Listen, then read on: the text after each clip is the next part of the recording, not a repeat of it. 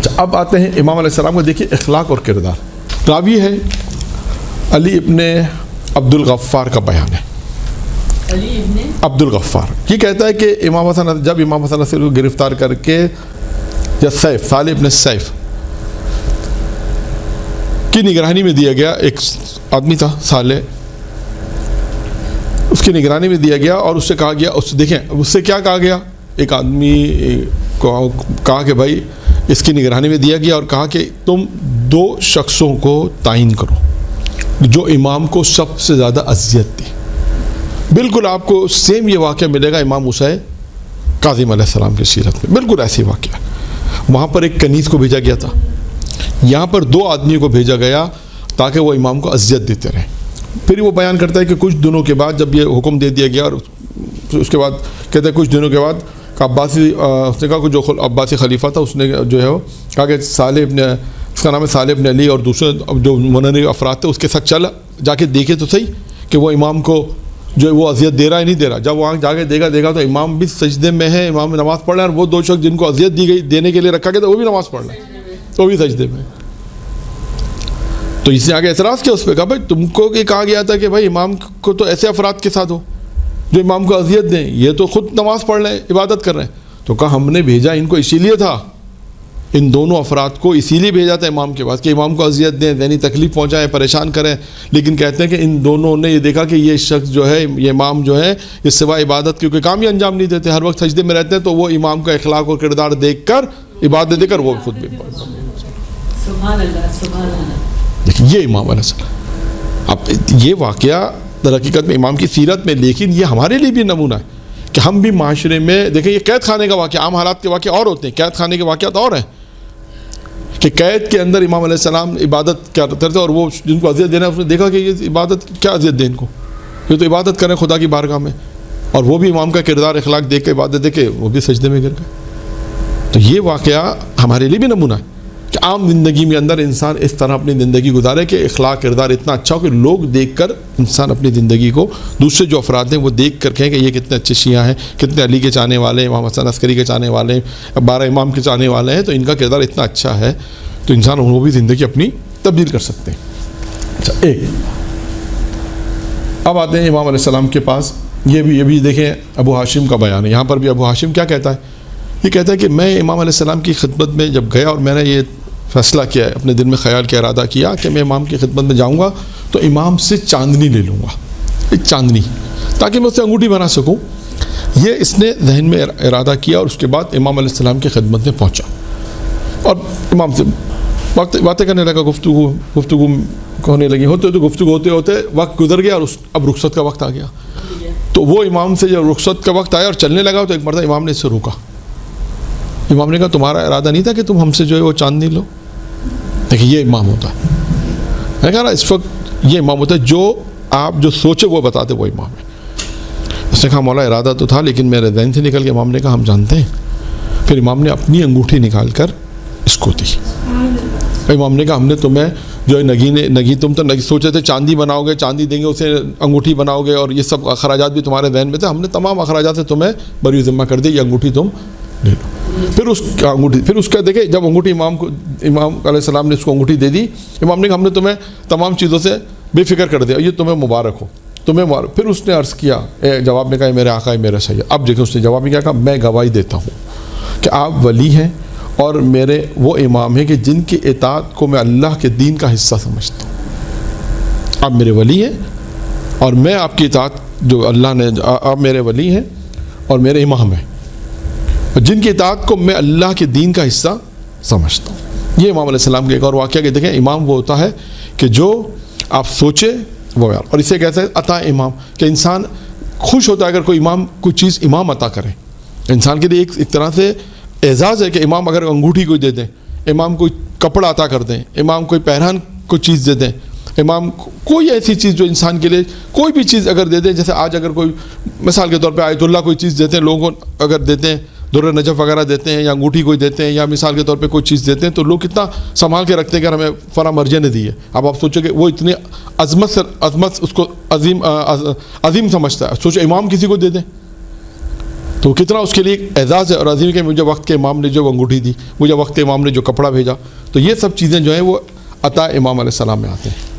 اب آتے ہیں عطا امام پر. یہ بھی عطا امام ہے اور اس میں بھی امام علیہ السلام امام کے واقعات ہیں.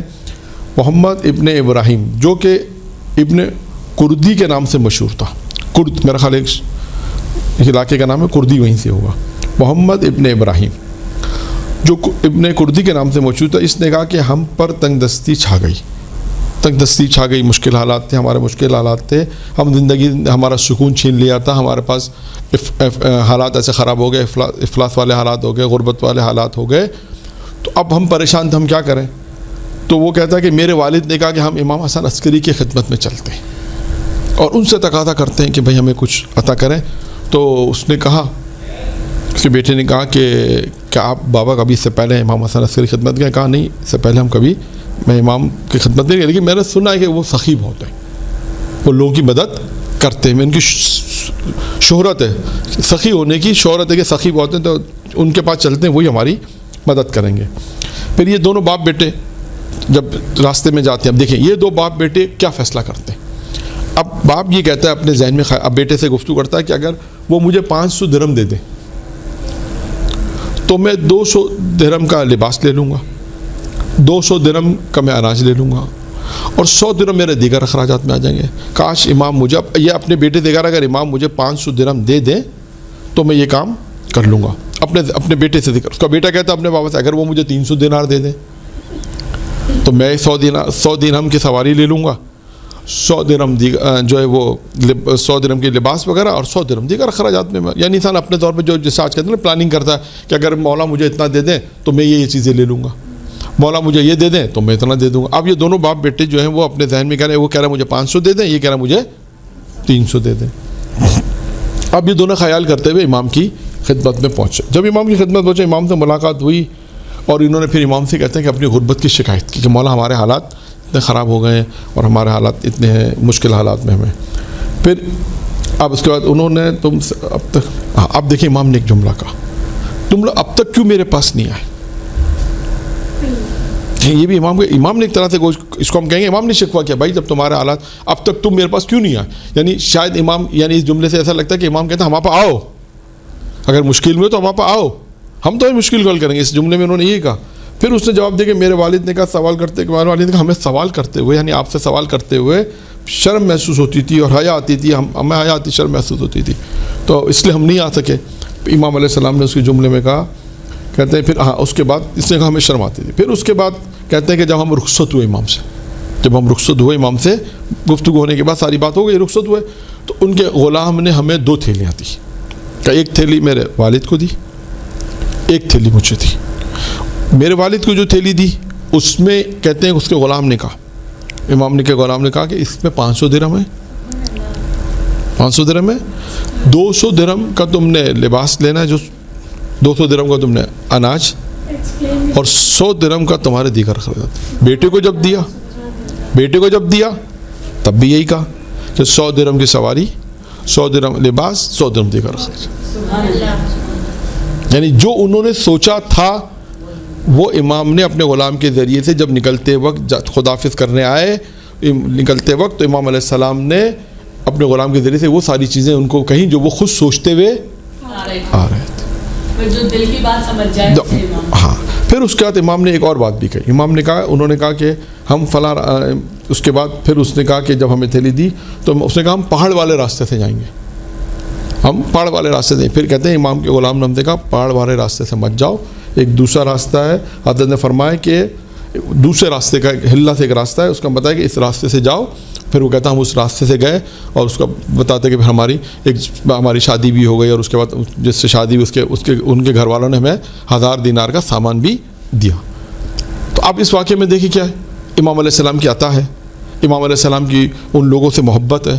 امام علیہ السلام کا ایک طرح سے شکوہ تھا کہ بھائی تم کیوں نہیں آتے, اور ان کا بھی آنا امام کے پاس, امام کا مدد کرنا, پھر امام کا ان راستے کی رہنمائی فرمانا کہ تم اس راستے سے مت جاؤ, فلاں راستے سے جاؤ. اور اس کے بعد اس راستے پہ پہنچے تو وہاں اس کی شادی کا بھی انتظام ہو گیا. اس لڑکا تھا جس کی شادی نہیں ہوئی تھی, اس کا شادی کا بھی انتظام ہو گیا. تو ان تمام چیزوں میں ہم واقعات دیکھتے ہیں امام علیہ السلام نے کس طرح ان کی رہنمائی فرمائی اور کس طرح امام نے ان کی مدد کی. اور دوسرا اہم ترین چیز کیا ہے؟ امام کا دل کے حالات کا جاننا. یہ سب سے اہم ہے کہ جو باپ بیٹا جو خیال کر کے جا رہے تھے، جو سوچ کے جا رہے تھے، اس سے بالا تر ہے. اس سے امام نے اس سے کیونکہ دیکھیں یہ بھی ایک امامت ہے کہ نشانی ہے کہ امام جو ہے وہ آپ نے جو سوچا وہ امام بتاتے ہیں. اس کے بعد ہاں یہاں پر بھی ایک ہے، یہ بھی ابو ہاشم کا اتفاق سے واقعہ ہے. یہ دیکھیں اب یہاں پہ امام نے ایک اور جملہ کہا، یہ بھی عطا امام میں ہے. ابھی ہاشم بیان کرتے ہیں کہ ایک مرتبہ میں مجھ پہ بہت زیادہ تنگ دستی ہوئی، وہی غربت افلاس میں مبتلا ہو گیا. میں نے فیصلہ کیا کہ امام کو خط لکھوں، امام حسین علیہ السلام کو خط لکھوں اور اس سے مدد طلب کروں. امام سے درخواست چاہتا ہوں کہ امام میری مدد کریں. لیکن مجھے حیا مانے ہو گئی. میں نے کہا یار اب امام سے مانگنے میں مجھے شرم محسوس ہو رہی ہے، حیا مانی ہو گئی. اب سنیے دیکھیں یہاں پر اس میں بھی یہی ہے. اور جب میں اپنے گھر پہنچا تو حضرت کی طرف سے غلام نے مجھے 100 دینار بھیجے. حضرت کی طرف سے 100 دینار بھیجے اور حضرت کی طرف سے مجھے خط ملا. ایک خط بھی مولانا نے مجھے خط بھیجا اور جس میں کیا لکھا تھا؟ جب کبھی تمہیں کوئی حاجت پیش آئے تو تم ہم سے بلا جھجک مانگ لیا کرو. بلا جھجک تم ہمارے پاس آؤ اور ہم سے انشاءاللہ ہم تمہاری حاجت کو پورا. اب دیکھیں اس واقعے میں بھی یہی ہے، امام کا عطا امام ہے، امام کا مدد کرنا. اچھا اب یہ حالات بھی سوچیں آپ، امام حسین علیہ السلام کے حالات بہت اس زمانے میں بہت سنگین حالات تھے، جو چھٹے امام کے زمانے کے حالات نہیں تھے، پانچویں امام کے زمانے کے حالات نہیں تھے. یہ بھی ذہن میں رہے. سختی کا دور تھا، امام سے ملاقات اس زمانے میں بڑی مشکل سے ہوتی تھی. تبھی اس نے خیال کیا. دیکھیں اب وہ آدمی اپنے گھر میں بیٹھ کے خیال کر رہا ہے کہ مجھے پریشانی تو میں مولا سے کیسے طلب کروں، مانگنا چاہتا ہوں، میرے مشکل حل کریں لیکن مجھے حیا آتی ہے. اب امام اپنے مقام پر سامرہ میں ہے، وہ بھی سامرہ میں ہے. امام تو جانتے ہیں کہ ہمارا بندہ کہاں ہے اور کس پریشانی میں. اس سے یہ بھی پتہ چلتا ہے کہ امام یہ بھی جانتے ہیں کہ ہمارا بندہ کس پریشانی میں مبتلا ہے اور ہمیں اس کی مدد کرنی ہے. وہ ہم سے مدد مانگنا چاہتا ہے لیکن حیا مانے ہو رہی ہے. پھر امام نے اس کو 100 دینار بھیجے تاکہ اس کی مشکل حل ہو جائے. اور ایک خط میں یہ بھی لکھ کے بھیجا، امام نے خط میں لکھ کے بھیجا کہ بھائی جب تمہیں کوئی مشکل پیش آئے تو بلا جھجک آؤ ہمارے پاس اور ہم سے حاجت طلب کرو، ہم تمہاری حاجت کو انشاءاللہ پورا کر دیں گے. اب اس واقعے میں بھی دیکھیں کیا پیغامات ہیں.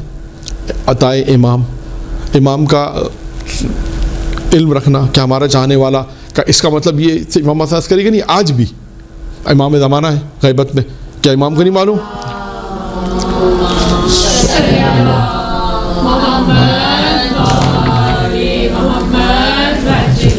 تو کیا امام کو نہیں معلوم کہ ہماری مشکل کیا ہے؟ امام کو نہیں معلوم کہ ہماری مشکل کیا ہے؟ امام کو پتہ ہے، امام کو پتہ ہے کہ ہماری مشکل کیا ہے.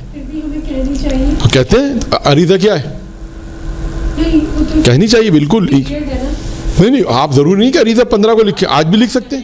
عریضہ اصل میں ہم نے خاص چیزوں کے لیے مخصوص کر دیا. دیکھیں اب ایک اور مثال میں آپ کو دوں. ایاک نعبد و ایاک نستعین، 2 رکعت نماز پڑھنی ہے امام زمانے کی، جس میں 100 دفعہ یہ پڑھنا ہے نا، یہ ہم نے مخصوص جمگران کے لیے کر دی.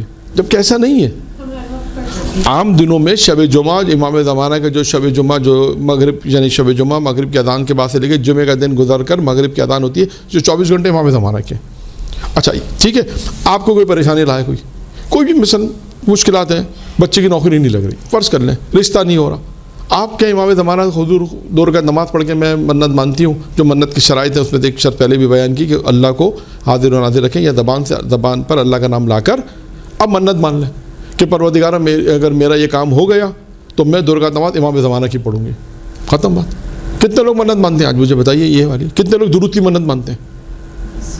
نہیں مانتے. اس لیے کہ اصل میں ہم نے خاص چیزوں کو مخصوص کر دیا ہے، جبکہ وہ مخصوص نہیں ہے.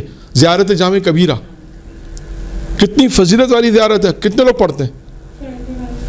زیارت وارثہ تو چلیں ٹھیک ہے، لوگ آشنا ہے، ڈیلی بھی پڑھنی چاہیے. شب جمعہ بھی لوگ پڑھتے ہیں، نہیں ڈیلی پڑھنی چاہیے. زیارت امین اللہ کتنے لوگ پڑھتے ہیں مجھے بتائیے؟ یا کتنے لوگ یہ منت مانتے ہیں کہ میرے بچوں کو نوکری لگ گئی، بچے کی شادی ہو گئی تو میں زیارت امین اللہ حضرت امین اللہ پڑھوں گی؟ نہیں.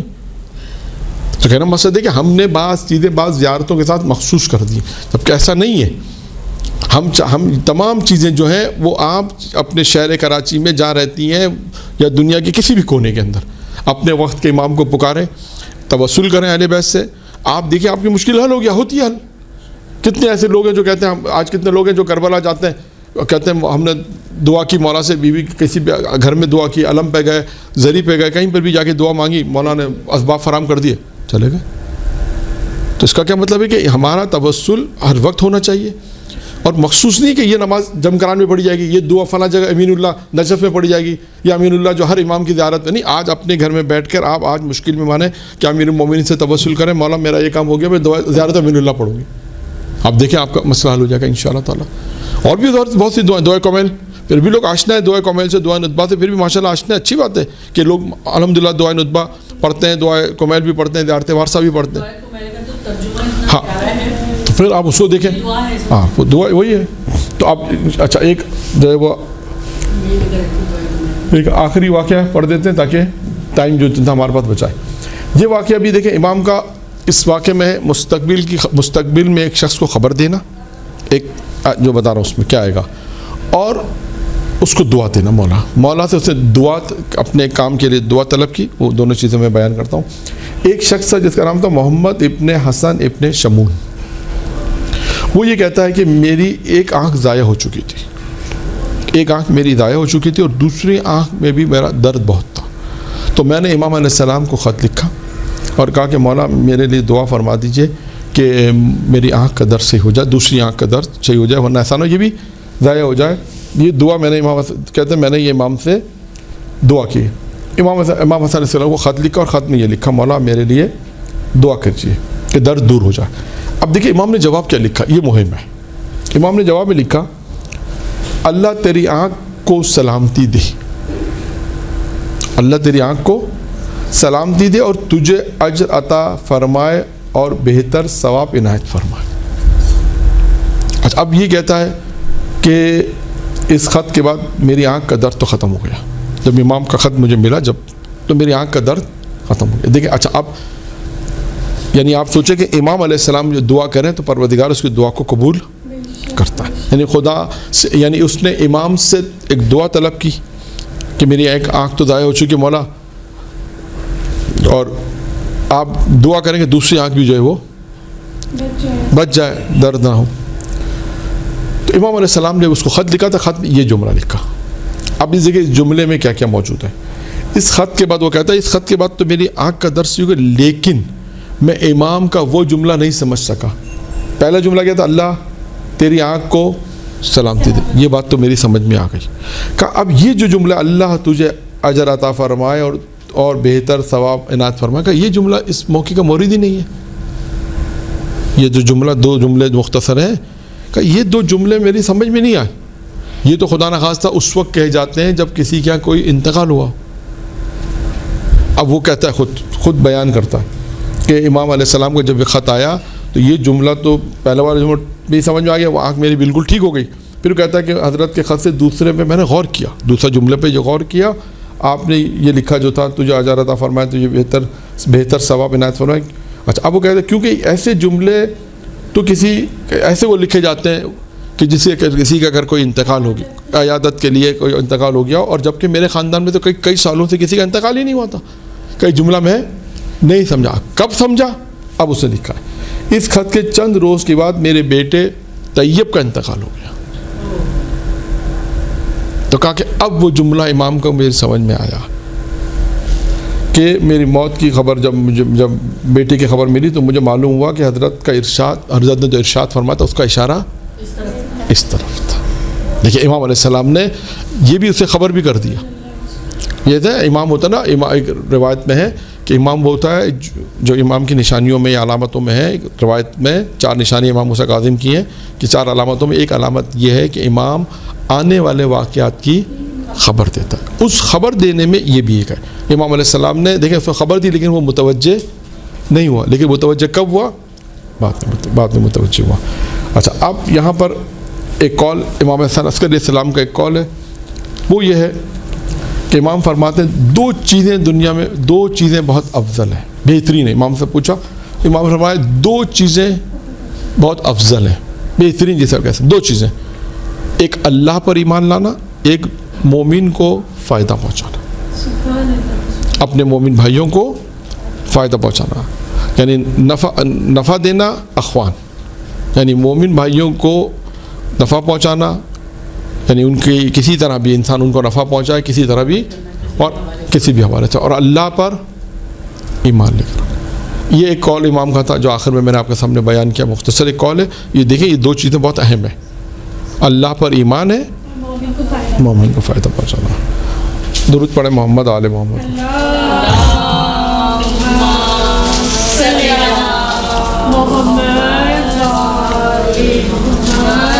تو ایک منٹ، میرا خیال ہے اس تمام میں نے ابھی آپ کے سامنے جو ہے وہ امام علیہ السلام کے مختلف واقعات بیان کیے، اقوال بیان کیے، اور اسی کے ساتھ جو ہمارا درس اختتام پذیر ہوتا ہے۔